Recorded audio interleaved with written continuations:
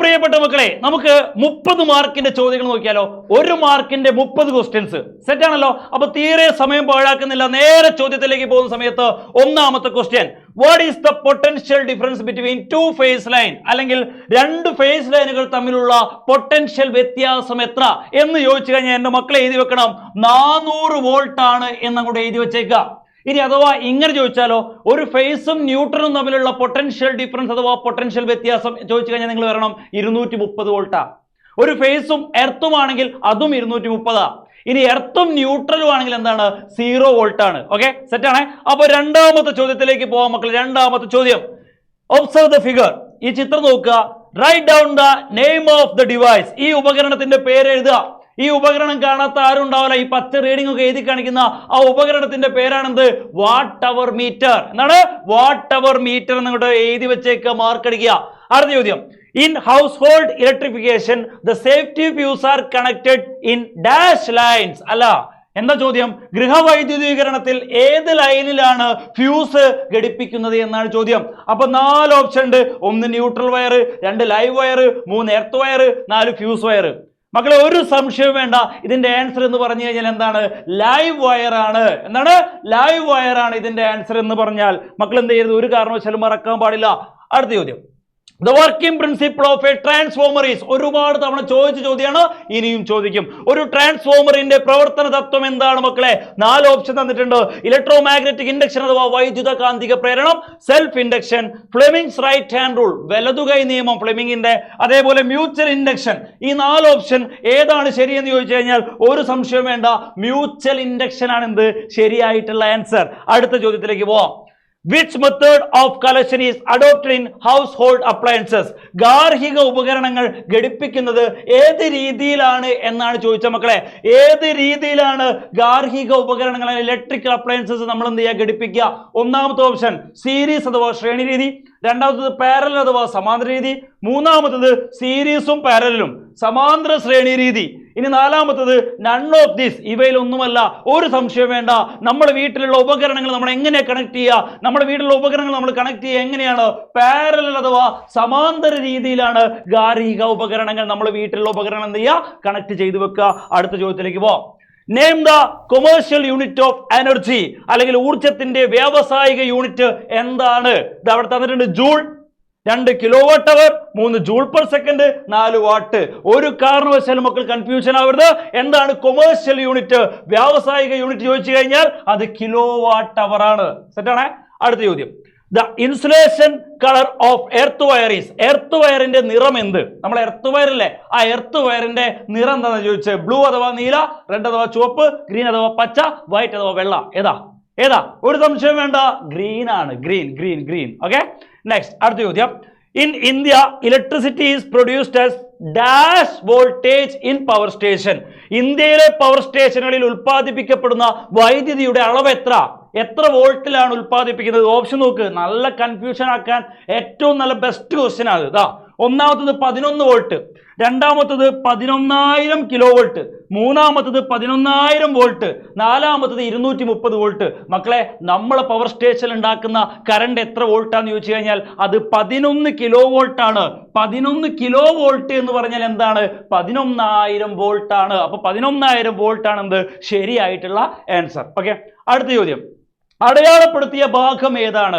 Identify the part A. അപ്പൊ എന്തൊക്കെ തന്നിട്ടുണ്ട് ഓപ്ഷനിൽ? ഡയഫ്രം, ഫീൽഡ് മാഗ്നറ്റ് അഥവാ ഫീൽഡ് കാന്തം, വോയിസ് കോയിൽ അല്ലെ, വോയിസ് കോയിൽ, നാലാമത്തത് കണക്റ്റിംഗ് വയേഴ്സ്. ഇത്ര കാര്യങ്ങളാണ് തന്നത്. നിങ്ങളോട് പറഞ്ഞത് ഐഡന്റിഫൈ എ എന്ന് പറഞ്ഞ ഭാഗം ഏതാണ് എന്ന് ചോദിച്ച്. മക്കളെ, എ എന്ന് പറഞ്ഞ ഭാഗം ഇതാണല്ലോ, ഈ ഭാഗം. ഇതിനെന്താ വിളിക്കുക? അതിനെ വിളിക്കുന്ന പേരാണ് ഡയഫ്രം. അതിനെ വിളിക്കുന്ന പേരാണെന്ത്? ഡയഫ്രം ആണെന്ത് ശരിയായ ആൻസർ. അപ്പൊ ഡയഫ്രം ആണെന്ത് ശരിയായ ആൻസർ. വോയിസ് കോയിൽ ആട്ടത്, വോയിസ് കോയിൽ. ഈ വോയിസ് കോയിൽ അല്ല ശരിയായ ആൻസർ. എന്താണ് ശരിയായ ആൻസർ മക്കളെ? നമ്മുടെ ഡയഫ്രം ആണെന്ത് ശരിയായ ആൻസർ. ഓക്കെ, അടുത്ത ചോദ്യത്തിലേക്ക് പോവാം. അടുത്ത ചോദ്യം, റിയൽ ഇമേജസ് ആർ ഓൾവേസ്. യഥാർത്ഥ പ്രതിബിംബങ്ങൾ എല്ലായ്പ്പോഴും ഡാഷ് ആയിരിക്കും. യഥാർത്ഥ പ്രതിബിംബം അല്ലെങ്കിൽ റിയൽ ഇമേജ് എപ്പോഴും എന്തായിരിക്കും മക്കളെ? എൻലാർജഡ് അഥവാ വലുതായിരിക്കോ, ഡിമിനിഷ്ഡ് അഥവാ ചെറുതായിരിക്കോ, ഇൻവേർട്ടഡ് അഥവാ തലകീഴായതായിരിക്കോ, ഇറക്റ്റ് അഥവാ നിവർന്നതായിരിക്കോ? ഒരു സംശയം വേണ്ട, റിയൽ ആണെങ്കിൽ ഉറപ്പായിട്ട് ഇൻവേർട്ടർ അഥവാ തലകീഴായതായിരിക്കും. Okay, set. അടുത്ത ചോദ്യം, what is the magnification of the plain mirror? സമതല ദർപ്പണത്തിന്റെ ആവർത്തനം എത്രയാണ്? എടാ, സമതല ദർപ്പണത്തിന്റെ ആവർത്തനം ചോദിച്ചു കഴിഞ്ഞാൽ, അല്ലെ മാഗ്നിഫിക്കേഷൻ ചോദിച്ചു കഴിഞ്ഞാൽ, അത് ആൻസർ എന്ന് പറഞ്ഞാൽ എത്രയാണ്? +1 ആണ് കേട്ടോ. +1 ആണ് എന്ത്? ആൻസർ. ഓക്കെ, അടുത്ത ചോദ്യം. Object placed between F and P of concave mirror, nature of the image is, അതായത് വസ്തു കോൺകേവ് ദർപ്പണത്തിന്റെ പിക്കും എഫിനും ഇടയിൽ വെച്ച് കഴിഞ്ഞാൽ പ്രതിബിംബത്തിന്റെ സവിശേഷത എന്താണ് എന്നാ ചോദിച്ച്. അതായത് എഫിന്റെയും പിന്റെയും ഇടയിലാണ് നമ്മൾ ഒബ്ജക്റ്റിനെ അഥവാ വസ്തുവിനെ വെച്ച് അപ്പൊ ഉണ്ടാവുന്ന ഇമേജിന്റെ പ്രത്യേകത എന്ന് ചോദിച്ചു കഴിഞ്ഞാൽ ഇവിടെ ഓപ്ഷൻ തന്നിട്ടുണ്ട്. റിയൽ ആൻഡ് എൻലാർജ്, യഥാർത്ഥവും വലുതുമാണ്. റിയൽ ആൻഡ് ഡിമിനിഷ്ഡ്, യഥാർത്ഥവും ചെറുതുമാണ്. വിർച്വൽ ആൻഡ് എൻലാർജ്, മിഥ്യയും വലുതുമാണ്. അതുപോലെ വിർച്വൽ ആൻഡ് ഡിമിനിഷ്ഡ്, മിഥ്യയും ചെറുതുമാണ്. ഇതിൽ ഏതാണ് ആൻസർ? ആൻസർ എന്ന് പറഞ്ഞാൽ ഓപ്ഷൻ സി ആണ്, മിഥ്യയും വലുതുമാണ്, അല്ലെങ്കിൽ എന്താണ്? വിർച്വൽ ആൻഡ് എൻലാർജ്ഡ് ആണ് ആൻസർ വരിക. ഓക്കെ, സെറ്റ് ആണല്ലോ. അടുത്ത ചോദ്യം. Name A mirror is always form virtual image. എപ്പോഴും മിഥ്യാപ്രതിബിംബം രൂപീകരിക്കപ്പെടുന്ന ദർപ്പണം ഏതാണ് എന്നാണ് ചോദ്യം. ഇത് എപ്പോഴും തെറ്റിക്കാൻ ചാൻസ് ഉള്ള ഒരു ചോദ്യമാണ്. എപ്പോഴും വിർച്വൽ ഇമേജ്, മിഥ്യാപ്രതിബിംബം ഉണ്ടാക്കണം. അപ്പൊ ഓപ്ഷൻ നോക്ക്. പ്ലെയിൻ അഥവാ സമതല ദർപ്പണം, ബി കോൺകേവ്, 3 കോൺവെക്സ്, നാലാമത്തെ ഓപ്ഷൻ പ്ലെയിനും അതേപോലെ കോൺവെക്സും.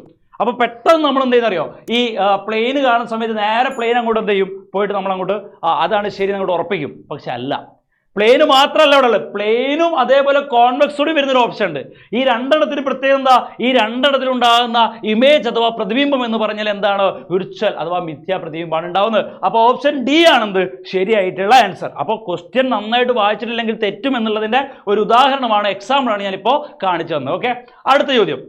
Critical angle of glass is, ഗ്ലാസിന്റെ ക്രിട്ടിക്കൽ കോൺ എത്ര? മക്കളെ 48.6, 46.8, 42, 45. സംശയിക്കേണ്ട, ഗ്ലാസ് ആണെങ്കിൽ എത്രയാണ്? 42 ആണ് വരിക. Okay, set. അടുത്ത ചോദ്യം. Which mirror is used as rear view mirror of vehicles? വാഹനങ്ങളുടെ റിയർ വ്യൂ മിററായി ഉപയോഗിക്കുന്ന ദർപ്പണം ഏതാണ്? കോൺകേവ് ആണോ, കോൺവെക്സ് ആണോ, പ്ലെയിൻ ആണോ? അല്ലെ, കോൺകേവ് ദർപ്പണമാണോ, കോൺവെക്സ് ദർപ്പണമാണോ, സമതല ദർപ്പണമാണോ? ഒരു സംശയം വേണ്ട, അത് ആരാണ് മക്കളെ? നമ്മളെ കോൺവെക്സ് ചേട്ടനാണ്. കോൺവെക്സ് ആണ് ആൻസർ കേട്ടോ. കോൺവെക്സ് ആണ് വാഹനങ്ങളുടെ റിയർ വ്യൂ മിററായിട്ട് നമ്മൾ ഉപയോഗിക്കുന്നത് എന്ന് എന്ത് ചെയ്യരുത്, മറക്കാൻ പാടില്ല. അടുത്ത ചോദ്യം. When a light ray entering from one medium to another through normal, what happens to the light ray in second medium? ഒരു മാധ്യമത്തിൽ നിന്ന് മറ്റൊരു മാധ്യമത്തിലേക്ക് എങ്ങനെ വരികയാണ്? മറ്റൊരു മാധ്യമത്തിലേക്ക് ലംബത്തിലൂടെ പ്രകാശരശ്മി കടന്നു വന്നാൽ അതിന് എന്ത് സംഭവിക്കുന്ന ചോദിച്ച്. അതായത് ഒരു മീഡിയം താഴത്തുണ്ട്, നിങ്ങൾക്ക് ഏത് മീഡിയമാണ് എടുക്കുക, നിങ്ങൾ ഇഷ്ട. താഴത്ത് ഞാൻ വാട്ടർ അഥവാ ജലം എടുത്തു, വാട്ടർ അഥവാ ജലം എടുത്തു. മുകളിൽ ഞാൻ എയർ അഥവാ വായു എടുത്തു. ഒരു ലൈറ്റ് ഇങ്ങനെ കുത്തനെ വരികയെന്ന് വിചാരിച്ചോ, ഒരു ലൈറ്റ് ഇങ്ങനെ കുത്തനെ വരിക, നോർമലി വരികയാണ്. ആ ലൈറ്റ് സെക്കൻഡ് മീഡിയത്തിലേക്ക്, രണ്ടാമത്തെ മാധ്യമത്തിലേക്ക് കിടക്കുന്ന സമയത്ത് അതിനെന്താ സംഭവിക്കുക? ഒന്നും സംഭവിക്കൂല. ആ ലൈറ്റ് അങ്ങനെ തന്നെ അങ്ങ് പോവും, അങ്ങനെ തന്നെ അങ്ങ് പോവും. ഡീവിയേഷൻ അഥവാ വ്യതിയാനം സംഭവിക്കൂല. ഈ പോയിന്റ് മക്കൾ എന്ത് ചെയ്യുക, മനസ്സിലാക്കി വെച്ചേക്കുക. അടുത്ത ചോദ്യം. വർക്കിംഗ് പ്രിൻസിപ്പിൾ ഓഫ് OFC കേബിളുകളുടെ പ്രവർത്തന തത്വം ഏത്? അല്ലെ, എൻഡോസ്കോപ്പി ചോദിച്ചാലും ഒപ്റ്റിക്കൽ ഫൈബർ കേബിൾ ചോദിച്ചു കഴിഞ്ഞാലും അല്ലെ, ഏത് ചോദിച്ചു കഴിഞ്ഞാലും. ഇപ്പോൾ കുറച്ചെണ്ണം ഞാൻ എക്സാമ്പിൾ വെറുതെ പറഞ്ഞുതരാം.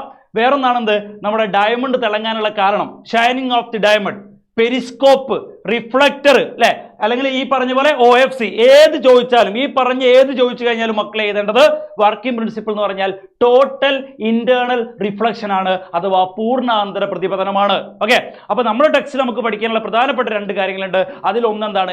OFC, optical fibre cable.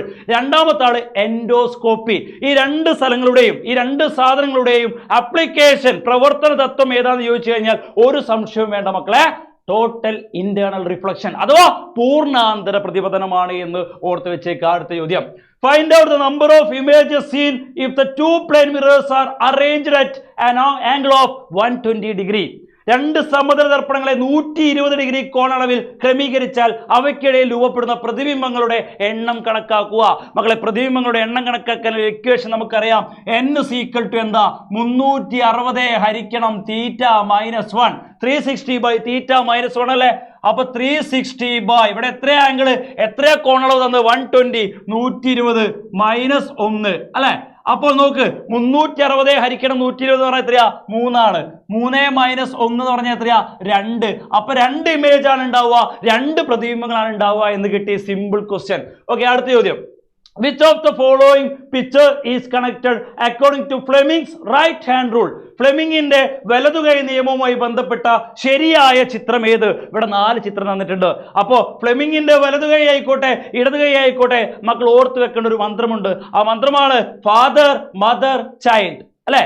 Father mother child. ഇതെന്ന് പറഞ്ഞാൽ ഈ തള്ളവിരൽ തമ്പ് ഫോഴ്സ് അഥവാ കണ്ടക്ടറിന്റെ മോഷനെയാണ് സൂചിപ്പിക്കുന്നത്.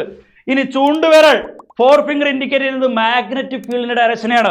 മിഡിൽ ഫിംഗർ നടുവിരൽ എന്ത് ചെയ്യാ സൂചിപ്പിക്കുന്നത് കറണ്ടിന്റെ ഡയറക്ഷനെയാണ്. അതാ ഫാദർ മദർ ചൈൽഡ്. ഇത് ഓർത്ത് വെച്ചാൽ മതി. ഇനി നോക്കുക ഇതിൽ ഏതാണ് ശരിയായി നോക്കുക. ഈ വിരല് കണ്ടക്ടറിന്റെ മോഷനെ, ഈ വിരല് മാഗ്നറ്റിക് ഫീൽഡ് അഥവാ കാന്തിക മണ്ഡലത്തിനെ, ഈ വിരല് കറണ്ടിന്റെ ഡയറക്ഷനെ. അപ്പൊ ഇതാണ് ശരി, ബി ആണ് ശരി. ഇത് അവിടെ നോക്കുക, തള്ളവിരല് ചാലകത്തിന്റെ ചലനദിശ, ചൂണ്ടുവിരല് കാന്തിക മണ്ഡലത്തിന്റെ ദിശ, അതുപോലെ നമ്മളെ നടുവിരല് വൈദ്യുത പ്രവാഹ ദിശ. അപ്പൊ ഓപ്ഷൻ ബി ആണ് എന്ത് ശരി, ബാക്കിയുള്ളതൊക്കെ തെറ്റാണ്. Okay, set. അടുത്ത ചോദ്യം, identify the relation from the first pair and complete the second pair suitably. നോക്കുക, ഒന്നാമത്തെ പേർ എങ്ങനെ കൊടുത്ത് for rear view in vehicles, അതായത് വാഹനങ്ങളുടെ റിയർ വ്യൂ മിറർ ആയിട്ട് ഉപയോഗിക്കുന്നത് കോൺവെക്സ് ആണ്. അങ്ങനെയാണെങ്കിൽ ടു സീ അവർ ഫേസ്, നമ്മുടെ മുഖം നോക്കാൻ വേണ്ടി നമ്മൾ ഉപയോഗിക്കുന്ന ദർപ്പണം കണ്ണാടി ഏതാണ് ആ മിറർ? എടാ നമ്മുടെ മുഖം നോക്കാൻ വേണ്ടി നമ്മൾ ഉപയോഗിക്കുന്ന മിറർ ഏതാ, ദർപ്പണം ഏതാ? അത് പ്ലെയിൻ മിറർ ആണ്, അല്ലെങ്കിൽ സമതല ദർപ്പണമാണ് എന്നങ്ങോട്ട് എഴുതി വെച്ചാൽ അത് ശരിയായി. Okay, set. അടുത്ത ചോദ്യം, ratio of the height of image to the height of the object indicate. പ്രതിബിംബത്തിന്റെ ഉയരവും വസ്തുവിന്റെ ഉയരവും തമ്മിലുള്ള ആനുപാതത്തെ സൂചിപ്പിക്കുന്നത് എന്ത് വെച്ചിട്ടാണ്, അല്ലെ എന്താണ് അതിനെ വിളിക്കുന്ന പേര്? പ്രതിബിംബത്തിന്റെ ഉയരവും വസ്തുവിന്റെ ഉയരവും തമ്മിലുള്ള അനുപാതം, അതിനെ വിളിക്കുന്ന പേരെന്താ? എന്താണ് അതിനെ വിളിക്കുന്ന പേര്? എന്താ? സിമ്പിൾ ആണ്. അതിനെ വിളിക്കുന്ന പേരാണ് മാഗ്നിഫിക്കേഷൻ. എന്താ വിളിക്കുക? മാഗ്നിഫിക്കേഷൻ എന്ന് വിളിക്കും. അല്ലെങ്കിൽ ഇതിന്റെ മലയാളമാണ് ആവർധനം. മാഗ്നിഫിക്കേഷൻ അഥവാ ആവർധനം. സാധാരണ എന്താ മാഗ്നിഫിക്കേഷൻ അഥവാ ആവർധനം എന്ന് എഴുതാൻ ചോദിക്കുന്നതിന് പകരം അങ്ങനെ സാധാരണ ചോദിക്കുക, നേരെ തിരിച്ച് ഡെഫിനിഷൻ തന്ന് എന്നിട്ട് ഇത് എന്താ സാധനം എന്ന് വെച്ചു. അപ്പൊ അത് നിങ്ങൾ എന്ത് എഴുതി വെക്കുക? മാഗ്നിഫിക്കേഷൻ അഥവാ ആവർത്തനം അങ്ങോട്ട് എഴുതി വെച്ചേക്കുക. അടുത്ത ചോദ്യം, the measure that shows how a medium influences the speed of light passing through it is. പ്രകാശവേഗത്തെ സ്വാധീനിക്കാനുള്ള ഒരു മാധ്യമത്തിന്റെ കഴിവിനെ നമ്മൾ ഡാഷ് എന്ന് വിളിക്കുന്നു.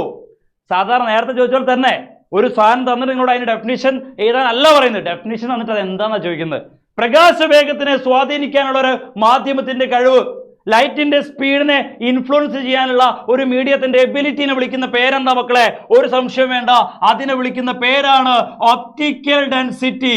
ഒപ്റ്റിക്കൽ ഡെൻസിറ്റി എന്ന് വിളിക്കും. അതിന്റെ മലയാളമാണ് പ്രകാശിക സാന്ദ്രത എന്നാണ് വിളിക്കുക. പ്രകാശിക സാന്ദ്രത എന്ന് വിളിക്കും. അടുത്ത ചോദ്യം, power of the primary of a step-up transformer without energy loss is 100 watt. What is the power of the secondary? ഊർജ്ജ നഷ്ടം ഉണ്ടാക്കാത്ത ഒരു സ്റ്റെപ്പ് ട്രാൻസ്ഫോമറിന്റെ പ്രൈമറിയിലെ പവർ 100 വാട്ട് ആണെങ്കിൽ സെക്കൻഡറിയിലെ പവർ എത്ര? നിങ്ങളെ കൺഫ്യൂഷൻ ആക്കാൻ വേണ്ടി മാത്രമായിട്ട് ചോദിച്ച ചോദ്യ. പ്രൈമറിയിലെ പവർ തന്നു, സെക്കൻഡറിയിലെ പവർ കാണാൻ പറഞ്ഞു. അത് സ്റ്റെപ്പ് അപ്പ് ട്രാൻസ്ഫോമർ ആയിക്കോട്ടെ സ്റ്റെപ്പ് ഡൗൺ ട്രാൻസ്ഫോമർ ആയിക്കോട്ടെ, എന്റെ മക്കൾ ഓർത്ത് വെക്കുന്ന ഒരു പോയിന്റ് ഞാൻ പറഞ്ഞുതരാം. സ്റ്റെപ്പ് അപ്പ് ആണെങ്കിലും സ്റ്റെപ്പ് ഡൗൺ ആണെങ്കിലും പ്രൈമറിയിൽ എത്രയാണോ പവർ അതേ പവറാണ് സെക്കൻഡറിയിൽ ഉണ്ടാവുക. പ്രൈമറിയിലെ പവറും സെക്കൻഡറിയിലെ പവറും സെയിം ആയിരിക്കും. ഓക്കെ, അപ്പോ പ്രൈമറിയിൽ 100 വാട്ടാണ് തന്നതെങ്കിൽ ഒരു സംശയം വേണ്ട, സെക്കൻഡറിയിലും എത്രയായിരിക്കും മക്കളെ? 100 വാട്ടായിരിക്കും. അപ്പൊ 100 വാട്ടാണ് ശരിയായ ആൻസർ. ഓക്കെ, അടിപൊളി. ഇനി അടുത്ത ചോദ്യത്തിലേക്ക് പോവാണ്. Symbol of A component used in electric circuit is given below. വൈദ്യുത സർക്യൂട്ടുകളിൽ ഉൾപ്പെടുത്തുന്ന ഒരു ഘടകത്തിന്റെ പ്രതീകമാണ് ചിത്രീകരിച്ചിരിക്കുന്നത്. ഇതിനെ വിളിക്കുന്ന പേരെന്താണ്? ഈ സാധനത്തിന് വിളിക്കുന്ന പേരെന്താണ്? അതിന് വിളിക്കുന്ന പേരാണ് ഇൻഡക്ടർ. ഓക്കെ, ഇതിന്റെ പേരെന്താണ് മക്കളെ? ഇൻഡക്ടർ. മറന്നു പോകാൻ പാടില്ല കേട്ടോ. യെസ്, നമുക്ക് അടുത്ത ക്വസ്റ്റ്യനിലേക്ക് പോവാം. അടുത്ത ചോദ്യം ഇതാണ്, find out the correct statements related to plane mirror from the following. ചുവടെ കൊടുത്ത പ്രസ്താവനകളിൽ സമതല ദർപ്പണത്തെ സംബന്ധിച്ച് ശരിയായത് ഏതെല്ലാം? ഒന്നാമത്തെ സ്റ്റേറ്റ്മെന്റ്, ഒന്നാമത്തെ പ്രസ്താവന നോക്കാം. വിർച്വൽ ഇമേജ് ഈസ് ഫോംഡ്, മിഥ്യാപ്രതിബിംബമാണ് രൂപപ്പെടുന്നത്. ശരിയല്ലേ? യെസ്, സമതല ദർപ്പണത്തിന്റെ കാര്യം നമുക്കറിയാം. പ്ലെയിൻ മിററിൽ ഉണ്ടാവുന്ന ഇമേജ് എപ്പോഴും വിർച്വൽ ആയിരിക്കും, അല്ലെങ്കിൽ മിഥ്യാപ്രതിബിംബമായിരിക്കും. 2, റിയൽ ഇമേജ് ഈസ് ഫൗണ്ട്, യഥാർത്ഥ പ്രതിബിംബമാണ് ഉണ്ടാവുക, ഒരിക്കലുമല്ല.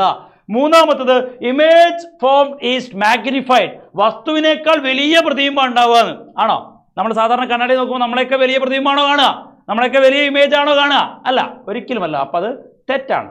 ഇനി അടുത്തത്, ഒബ്ജക്റ്റിൽ നിന്ന് മിററിലേക്കും മിററിൽ നിന്ന് ഇമേജിലേക്കുമുള്ള ഡിസ്റ്റൻസ് സെയിം ആണ്. അതായത് വസ്തുവിൽ നിന്ന് ദർപ്പണത്തിലേക്കും പ്രതിബിംബത്തിൽ നിന്ന് ദർപ്പണത്തിലേക്കുമുള്ള ദൂരം തുല്യമാണ് എന്ന് പറഞ്ഞാൽ അത് ശരിയാണ്, ഉറപ്പാണ്. കണ്ണാടിന് മുന്നിൽ നമ്മൾ പോയി നിന്ന് കഴിഞ്ഞാൽ തന്നെ നമുക്കത് മനസ്സിലാവും. നമ്മൾ അടുത്തേക്ക് പോകുമ്പോൾ നമ്മുടെ ഇമേജ് അഥവാ പ്രതിബിംബം അടുത്തേക്ക് വരും, നമ്മൾ ദൂരത്തേക്ക് പോകുമ്പോൾ നമ്മുടെ ഇമേജ് അഥവാ പ്രതിബിംബം ദൂരത്തേക്ക് പോകുന്നുണ്ട്. അപ്പൊ ഇത് ശരിയാണ്. അടുത്ത ചോദ്യം നോക്കാം.